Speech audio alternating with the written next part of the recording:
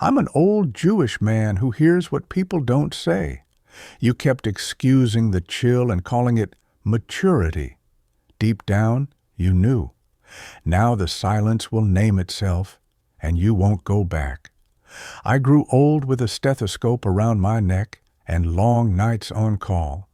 But the most difficult pulse I ever learned to read wasn't under a wrist. It was under a life. Bodies speak in murmurs. So do relationships. A heart whispers before it fails, and so does respect. By the time contempt gets loud, the damage is already done. My hands have steadied thousands of people, and still there's a tremor in me when I watch a good person convince herself that the chill in the room is nothing. It is not nothing. Indifference has a temperature. Control has a scent. You feel both first, and only patum comes the story you tell yourself to stay. Some days I wish I could hand you an X-ray of your evenings.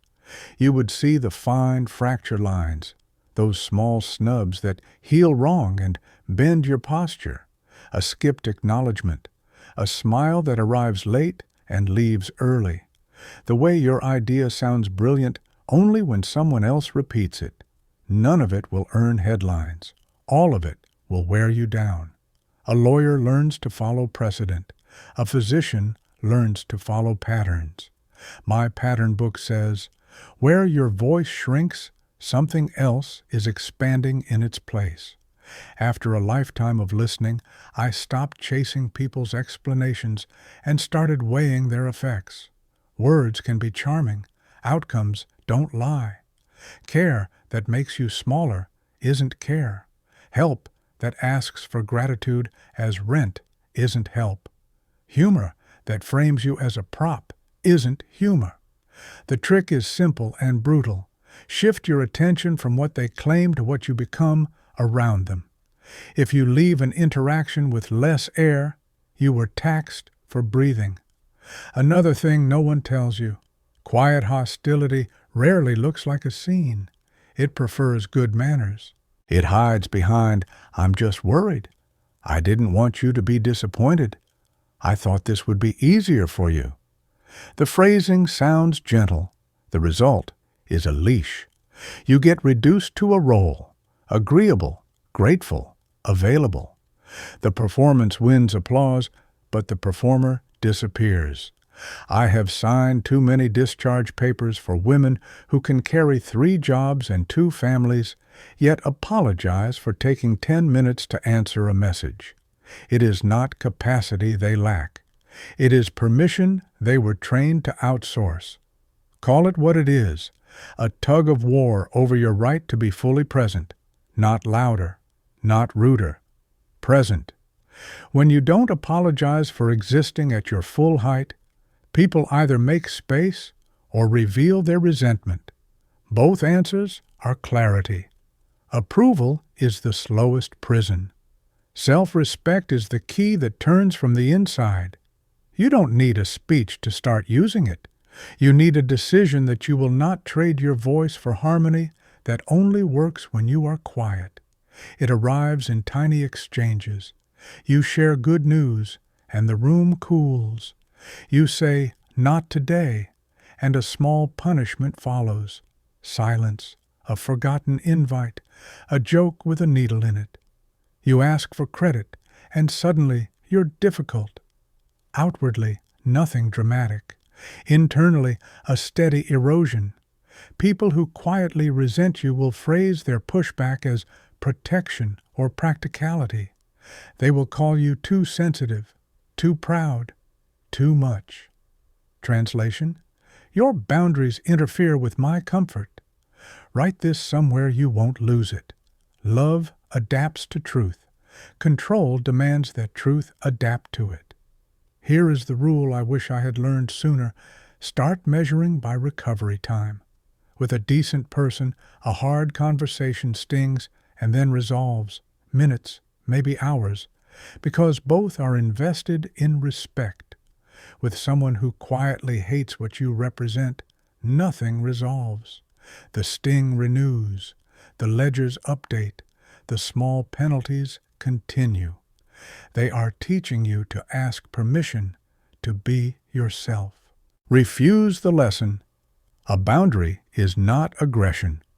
Saying no is not a scandal. If that sentence makes your stomach jump, notice whose benefit that reflex serves. Reminders help. Keep a short list of sentences that return you to center. Mine, after 70 years, looks like this. I will not shrink to fit. Gratitude is a gift, not tribute. I am not a translation of someone else's comfort. These lines aren't slogans. They're tools. Pull one out when you hear, "Don't make a big deal." Pull one out when the group laughs, but your name disappears from the story you built. Pull one out when you are invited to be useful, but not visible. If a room needs you smaller to stay peaceful, choose a smaller room or a different piece. So let me be plain before we move on. I won't preach toughness or revenge.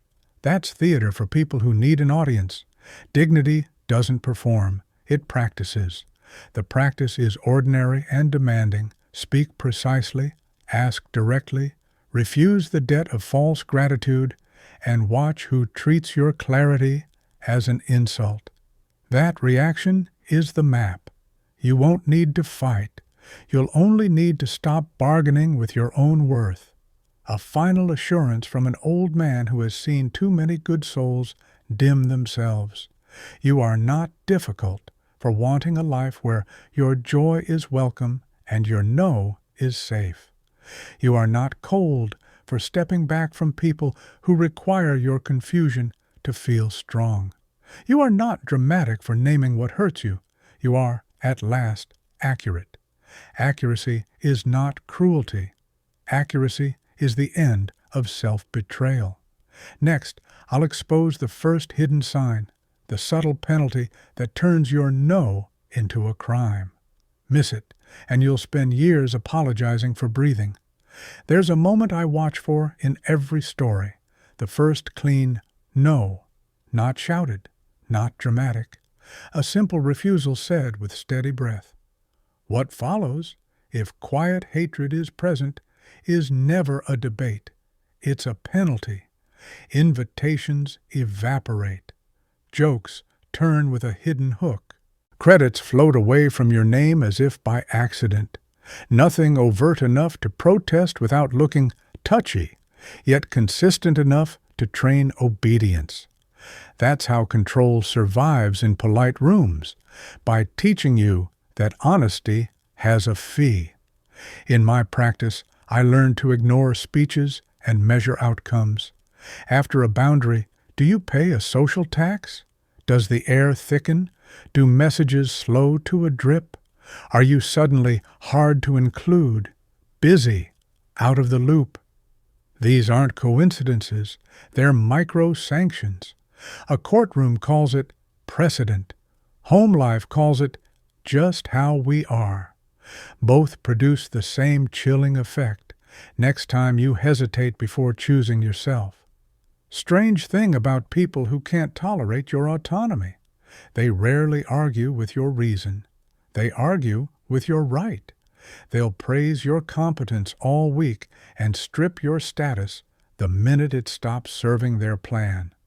Compliments on Monday, erasure on Tuesday. Not confusion, calculation. The goal is simple. Make self-respect feel expensive so compliance looks like peace. Here is the pattern laid bare. Step 1, you set a boundary. Step 2, they go cool, vague, or forgetful. Step 3, you explain for both of you. Maybe I sounded harsh. Maybe I should have compromised. Step 4, relief arrives only if you shrink. The cycle doesn't require raised voices.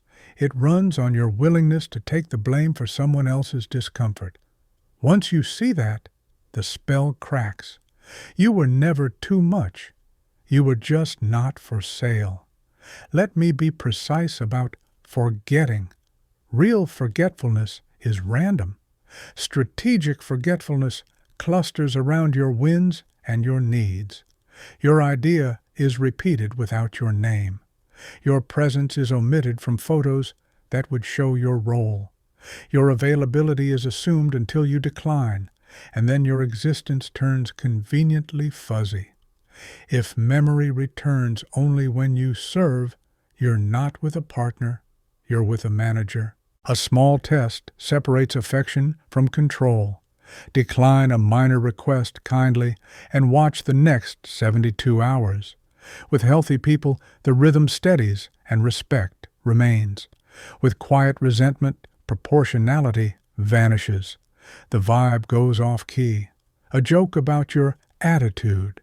A late reply that lands like a verdict. An invitation sent to everyone else by mistake. Yes, mistakes happen. Repeated patterns don't. Track the pattern, not the apology. Clinical language helps some hear what their heart already knows. These are operational signals: punitive silence, access throttling, credit drift, sarcastic reframing, role reassignments that demote you from subject to background.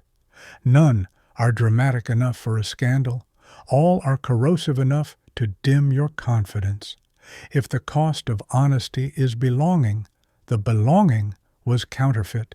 No lectures from me on being tougher. Steel without tenderness only repeats the violence in a new costume. What works is adult clarity. Speak in simple, accountable lines. I meant my no. I'm naming my contribution. I won't accept penalties for boundaries. Not a performance, documentation. You're recording reality out loud, so gaslight can't rewrite it later. Watch who respects that ledger and who treats it as insolence. Their reaction is your roadmap. Another trap I see, the urge to over-explain. You write long messages hoping to be understood. But the issue isn't comprehension, it's permission. People invested in your compliance will always need one more paragraph, one more proof, one more apology. Spare yourself the dissertation. Short sentences carry adult gravity. This doesn't work for me. I choose another plan. That tone isn't cold, it's clear. One confession from an old man before we move forward. I, too, once mistook social frost for bad timing. I accepted the slow cancellation of my voice because no one slammed a door. Years later, I realized the door had been closing in millimeters, and I was the one holding it politely shut against myself. The day I stopped paying fines for being real, certain circles shrank. The circles that stayed became rooms where my laughter didn't need permission.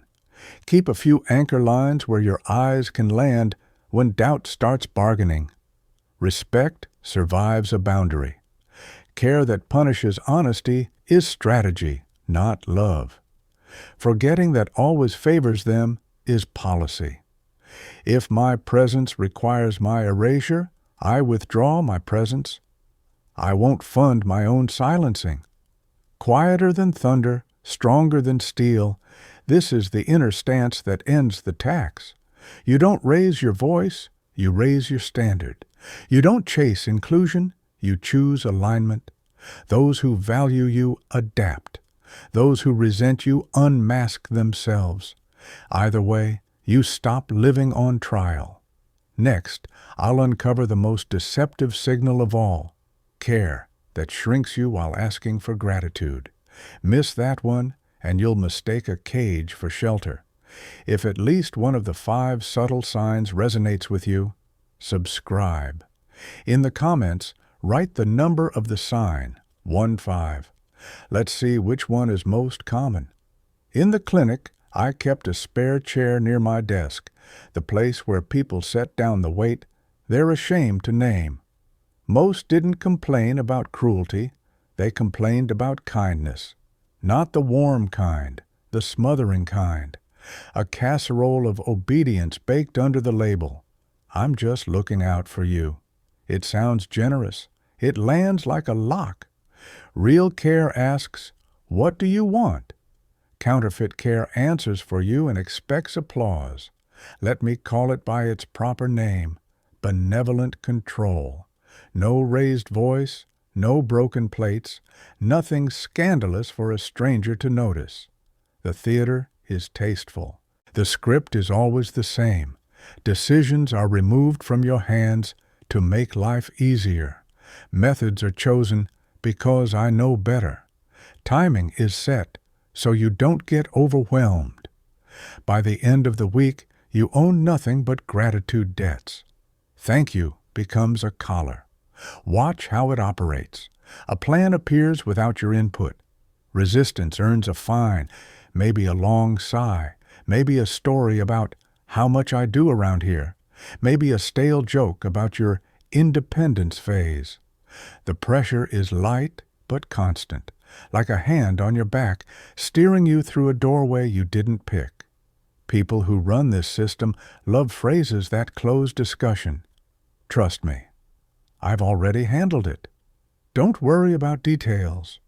Translation: stay small while I arrange the world. A scene I've seen too many times. A capable woman returns to her own project and finds it reassigned for her sake. The announcement arrives with a smile and a rule. Gratitude on delivery. Voice any discomfort, and the charge flips instantly. Now you are ungrateful. Notice the trick. The substance of the act becomes irrelevant. Your reaction is the trial. Control depends on that inversion. As long as you're busy defending your tone, no one has to answer for the theft of your choice. Another tell hides in the arithmetic of favors. Offers pile up where requests were never made. I thought you'd prefer this. I saved you from embarrassment. I checked your schedule and said no for you. None of it is negotiated, yet a bill arrives anyway. The price? Deference. Autonomy is traded for a reputation as easy to manage. Be clear with yourself. A gift that requires permanent compliance is not a gift. It's a contract you never signed. Test it in the smallest unit, daily rhythm. Announce a preference that diverges from the caretaker's plan. No drama, just a simple, I'll do it my way today. In a healthy bond, the ground holds. Maybe a question follows, maybe a shrug, and life continues. In benevolent control, weather changes, temper shifts, attention cools, timing gets accidentally inconvenient. You become the disturbance in a harmony that only exists when you disappear. That's not harmony. That's a mute button. Here is the mathematics of it. Love plus respect equals room. Care plus fear equals rules. The fearful kind cannot stand your independent motion. It needs constant proof that you accept its management. Proof looks like early thanks, quick agreement, and silence after you are overruled. Break that pattern, and the story about you will update overnight, from cherished to difficult. Do not swallow that verdict. Difficulty is a word control uses to describe an adult. Language betrays this pattern long before outcomes do. Listen for preemptive certainty. Obviously, you'll want, I already decided because you always, nobody will take you seriously if, it's for your own good. Each sentence makes your permission obsolete. This is how cages are built in polite homes, not with iron, with assumption. It is more efficient than force. If you can be trained to say, thank you for a door that won't open, the jailer can retire early. A nurse once told me, he helps with everything, I just don't decide anything. That sentence should ring like an alarm. Help that reallocates all decision-making is a quiet coup. I don't care how tidy the kitchen looks afterwards. A world where you stop choosing is a world where you stop existing in full. Competence doesn't excuse control. Efficiency doesn't sanctify erasure. Speed is not a virtue when it outruns consent. What restores the light isn't aggression. It's precision. Speak in boundary sentences that neither grovel nor provoke. Thank you for the effort. I didn't ask for this. Please return the decision to me. I'm not available for plans made on my behalf. Support looks like options, not conclusions. Those lines are not confrontations. They are measurements. You're reporting the distance between care and control, and you're refusing to pay it with your selfhood. Expect pushback and don't pathologize it. Control will call you ungrateful. Fear will call you reckless. Habit will call you confusing. None of these labels are diagnoses. They are bargaining chips thrown on the table when the currency of your compliance dries up. Keep your shoulders level. You're not breaking anything sacred. You're correcting a calibration. Adults decide.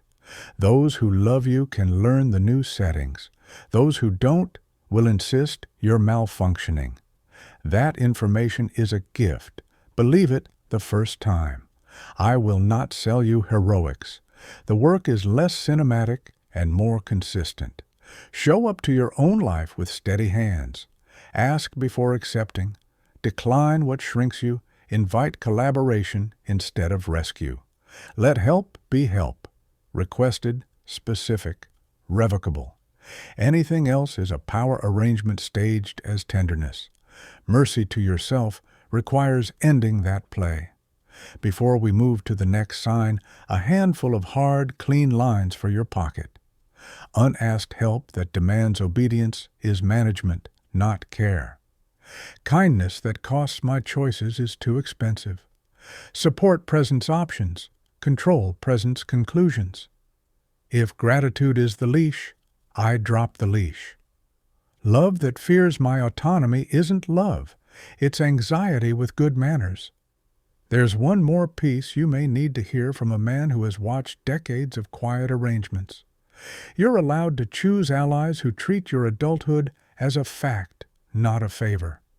That single permission will reshape your rooms faster than confrontation ever could. Doors open where presence is welcome. Light returns where consent is non-negotiable.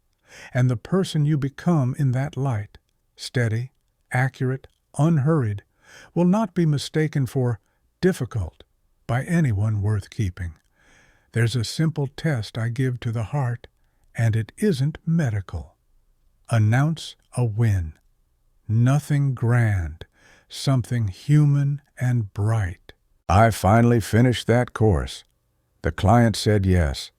I slept well for the first time in weeks. Then watch the air. In healthy rooms, faces open and the energy lifts. Where quiet resentment lives, a cold front moves in. Forecasts appear. Let's not get ahead of ourselves. Comparisons arrive. Others have done more. Technical audits follow. Are you sure it counts? That's not feedback. It's a fine. Your joy just got taxed for daring to be alive in full. Age taught me that envy rarely calls itself by name. It dresses up as caution or humor or keeping it real. The function is always the same. Reduce your altitude. A joke with a hidden blade, a compliment that smuggles doubt, a pause long enough to turn your smile into a question. All of it shapes your behavior faster than any speech. Before long, you post less, share less, dream out loud less. I'll keep it low-key, you tell yourself, as if restraint were wisdom. It isn't wisdom if the only thing it protects is someone else's comfort with your smallness. Let's separate honest concern from the penalty on joy. Concern engages your goal and offers to strengthen it. Great news! What support will keep this momentum? The penalty engages your shine and tries to dim it. Careful, people will think you're bragging. One builds durability, the other enforces modesty that benefits the enforcer. I've sat across from too many capable women who learned to downshift mid-sentence. Laughter cut short, victory footnotes added in real time, voice lowered in rooms where their light should have been the compass. That reflex doesn't come from nowhere. It is trained by repetition. The fines aren't always verbal. Some arrive as rearrangements that just happen. A celebration gets scheduled when you can't attend. A message thread about your success moves to a smaller channel. Photos crop you out by accident. A group toasts the milestone but neglects the name that carried it. None of these is dramatic. Each carries a message. Be useful, not visible. When usefulness is prized and visibility is punished, your life turns into backstage work for someone else's comfort. Small erasures do the heavy lifting. A nickname you never chose replaces your actual name.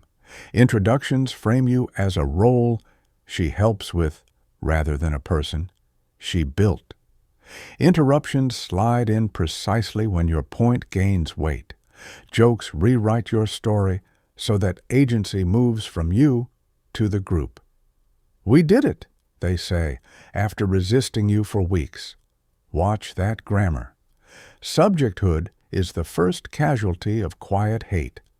When your sentences lose their subject, when "I decided" becomes "it kind of happened," your dignity starts paying rent to stay in the room.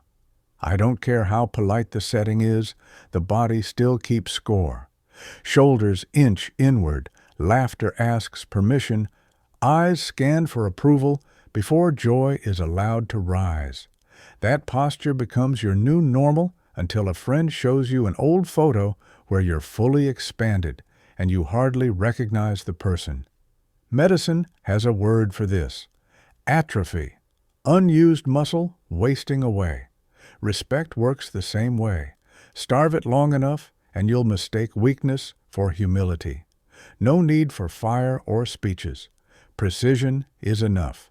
Call things by their right names in a tone that doesn't wobble. That win is mine. Let's credit it accurately.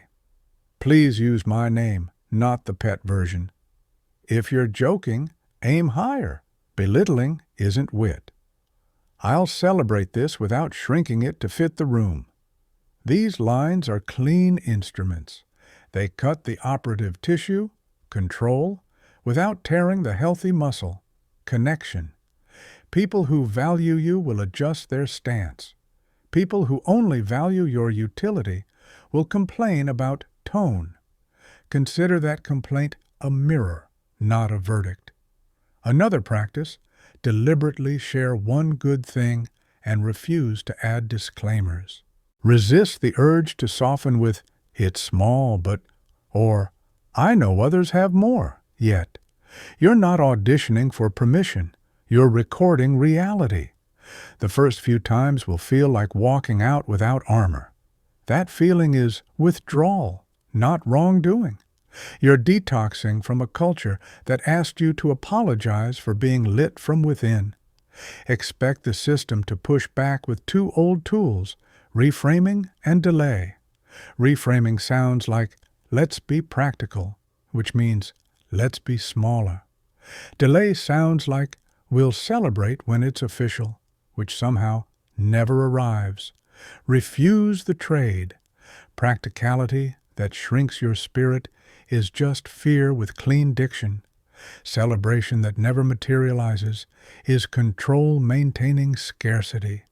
Choose abundance as a principle and let the right people catch up. I learned a harsh truth in courtrooms and clinics alike. Some circles cannot metabolize your happiness.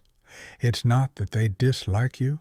They dislike what your unfiltered joy says about their own choices. Your light makes their dimming strategies harder to defend.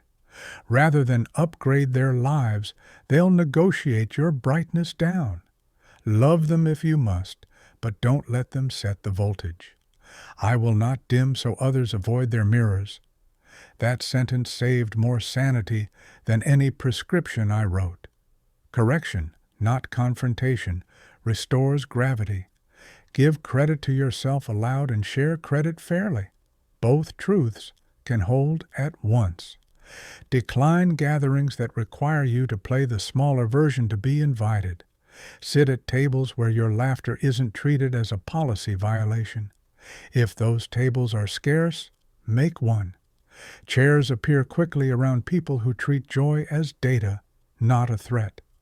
One last confession from a man who has watched decades of small cuts. I used to leave events feeling tired for no reason. The reason had a name. Jokes carried a tax. Introductions cost stature. Joy paid fees at the door. Once I started using exact words, that's belittling, not funny. Credit me by name. We're not minimizing this win. The fatigue faded. Not because everyone changed, but because my alignment did. You won't win them all over. You'll win yourself back. Years in courtrooms taught me a cruel trick of power. When facts are inconvenient, the process becomes the target. Relationships use the same move. The moment you name a hurt, the spotlight slides off the event and lands on your delivery. Suddenly, we're not talking about what happened. We're grading your tone. Quiet hostility prefers this courtroom. No jury, no record, just endless trials where your feelings stand accused and the original offense goes free. Notice how swiftly the pivot happens. You say, "That comment cut me down," and back comes, "Why are you so dramatic?" Or, "It was a joke, relax." Or the sophisticated version, "I'm willing to discuss this if you can be calm." That last line sounds reasonable and lands like a gag. Calm becomes the entry fee for truth, and the cashier decides if your calm counts. Meanwhile, the behavior under review slips out the side door. That is not conflict resolution. That is narrative control. I stopped taking people's temperature and started measuring outcomes. After you raise a concern, does the action get addressed, or does the conversation implode into a toned seminar? Do they ask clarifying questions, or do they cross-examine your adjectives? Is there a plan for change, or only a lecture about how hard it is to talk to you? Patterns answer more honestly than promises. If every issue becomes a symposium on your delivery, you're not being heard. You're being domesticated. Here's the anatomy of the maneuver. Step 1. You present data. What was said, what it cost you. Step 2. The other party wipes context. You're taking it the worst possible way. Step 3. Your character goes on trial. You always make everything about feelings. Step 4. A false compromise appears. Let's agree you overreacted, and I'll try not to be so blunt. What looks like middle ground is actually a confession extracted from you and a weather report offered by them. One side bleeds, the other side checks the forecast. Language gives the game away. Watch for phrases that erase the event and pathologize the witness. I can't talk to you when you're like this. You should have brought it up earlier. Everyone else is fine with it. You're inventing a problem. These aren't bridges. These are exits disguised as doors. If, after speaking, you feel smaller, foggier, and somehow responsible for the whole mess, you just walk the full loop of tone policing. Self-trust erodes quickly in that climate.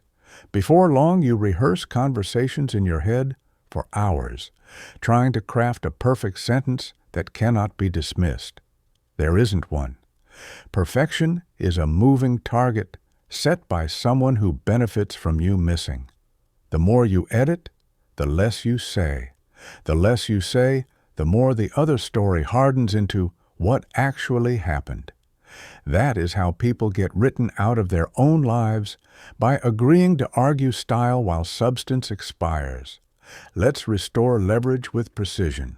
Separate two tracks and refuse to mix them. Content and delivery. Lead with the event and hold it steady. We can talk about tone after we address what was done. I'm describing the action and its impact.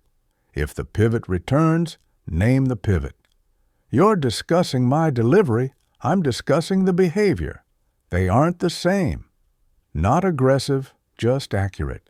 Most manipulations die in bright light. Documentation helps keep your footing. I don't mean legal briefs, I mean clean, short statements that anchor reality. What was said, when it landed, how it affected you, what change you require. Write them down if you must. Gaslight thrives in blur. Clarity is its natural enemy. Keep a 3-part structure ready: event, impact, request. When my idea was presented without my name in the meeting, event, I lost credit for work and influence on next steps, impact. Going forward, credit me by name when using my contribution, request. The adult tone is built into the form.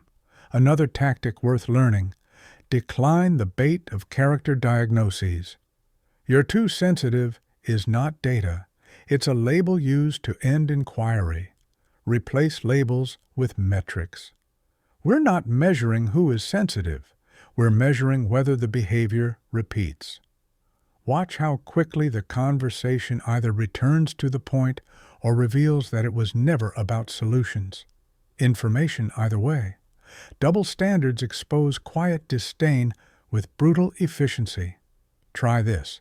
Mirror the rules back. You're asking for calm from me. Will you commit to accuracy from you? Or, if my tone invalidates my point, does your sarcasm invalidate yours? If the answer is more rules for you and more freedom for them, the court is rigged. Withdraw your case. Take it to a jurisdiction called self-respect. In practice, that means fewer explanations and more boundaries enacted without fanfare. I've seen people confuse firmness with cruelty, silence with maturity, and apology with virtue. None of these equations hold. Firmness is simply not moving the goalposts. Silence is wisdom only when truth is already safe. Otherwise, it's corrosion. Apology heals when it matches the wound. Otherwise, it's tribute paid to avoid further penalties. You owe no tribute for existing at your full height. Clarity, not fury, is your strongest instrument here. Use lines that neither grovel nor scorch. Discussing tone looks like a delay tactic. Let's resolve the action first. I won't accept penalties for describing my experience. Respect that survives only if I'm quiet isn't respect. I'm available for solutions, not for character trials. Expect the counterpunch. You're making me the villain. That sentence is a shield against accountability. Disarm it by restoring proportion. I'm naming specific behavior and requesting change. If that makes you feel like a villain, check the behavior, not my report. Keep the frame on conduct. Adults can adjust when the target doesn't move. A softer truth to carry alongside all this steel. Healthy people will sometimes get it wrong and still thank you for naming it. The correction may sting, then it settles, and something improves. That repair cycle is what you're protecting by refusing tone trials. You want relationships where errors lead to growth, not to better strategies for silencing the messenger. If that's difficult, accept the title. Adults sound difficult to systems designed for obedience. Let me leave you with anchors that don't wobble when the debate gets slippery. Tone can be refined. Harm must be repaired. A calm demand for silence is still a demand for silence. Labels aren't data. If I need to vanish for us to be okay, we are not okay. My feelings are witnesses, not defendants. A life run by tone judges is a life lived on someone else's stage. Step off. Take your script back. Keep your sentences short and your standards long. The people worth keeping will adapt to truth spoken in a steady voice. The rest will call your accuracy an attitude. Let them. You're not auditioning anymore. You're operating. Endings rarely sound like trumpets. Most of the time they arrive as a steadier breath. After decades as a doctor, teacher, and sometimes the unwilling judge of family courts, I learned to trust that softer measure. The pulse either races for other people's comfort, or it settles into a pace that belongs to you. That is how I know a chapter has closed. The body no longer asks permission to exist. No fireworks, no spectacle, just a person who has stopped negotiating with their own worth. Let me be plain about what these pages were for. We did not catalog signs to hunt villains. We named patterns so you could stop arguing with fog. Quiet hostility is efficient. It confuses, delays, reframes, and taxes. Once you see the method, you do not need an outburst. You need a stance. The stance is simple. I will not fund my own erasure. From that line, choices become less theatrical and more exact. You credit your work out loud. You decline help that replaces your voice. You celebrate without shrinking. You refuse tone trials and bring the discussion back to conduct. Not a war, an alignment. Here's what holds after the adrenaline fades. Love that survives truth becomes sturdier. Love that collapses at truth was not love, only management in soft clothing. People who value you learn your edges and adjust like adults. People who need you smaller will insist your boundaries are attitude. Your clarity is arrogance. Your joy is bragging. Believe them the first time, not as a sentence about their soul, but as information about what they are capable of offering. You can keep your compassion and still walk out of rooms that charge a fee for being whole. I've watched too many women try to earn safety by drafting perfect sentences. The urge is noble and doomed. Perfection is a moving target set by whoever benefits from you missing. Accuracy is the better aim. Say it once, in clean terms, event, impact, request, and then watch behavior, not promises. If change arrives, water it. If penalties arrive, note them and reduce your exposure. Adults do not need repeated warnings to stop small cruelties.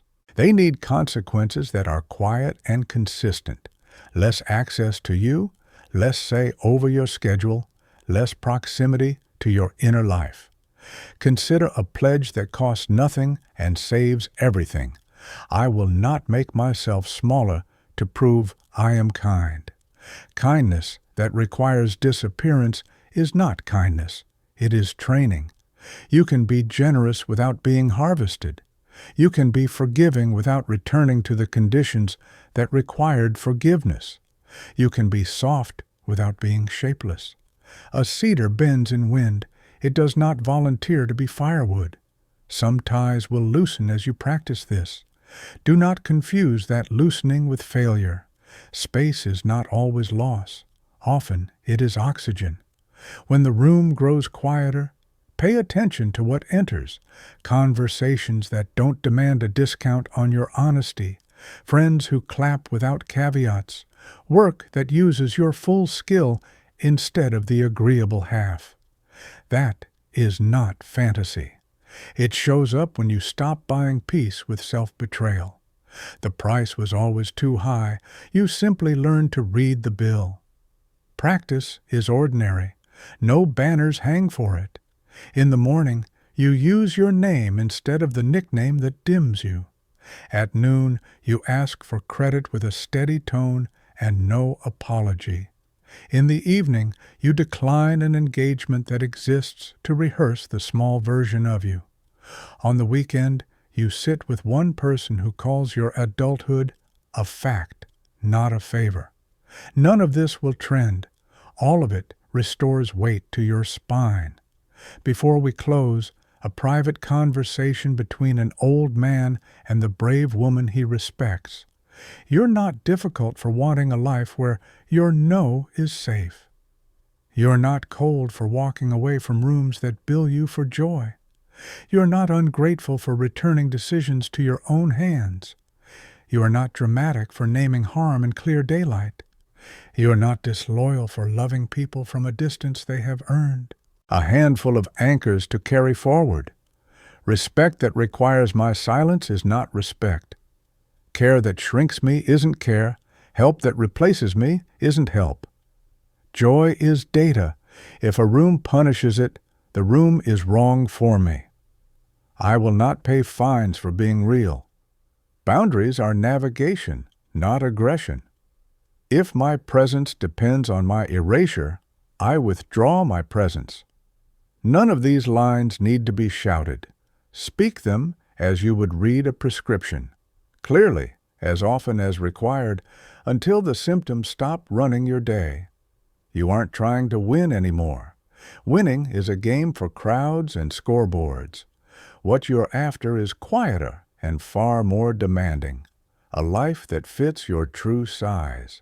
And now the part that isn't taught in schools. Silence can wound, and silence can heal. The difference is consent. When someone else imposes it, you fade. When you choose it, you return. I have come to trust the second kind, the pause in which you do not defend, do not explain, do not audition. You simply stand at your full height and let the world adjust. In that pause, the nervous system unclenches, the breath evens out, and the truth becomes audible without amplification. No applause is needed here. Take the last page and let it be a mirror, not a banner. If you must say anything at all, say it softly, the way the living talk to themselves when they finally stop asking strangers for permission. Now I know. Now I am not alone. Now I can be silent without fear.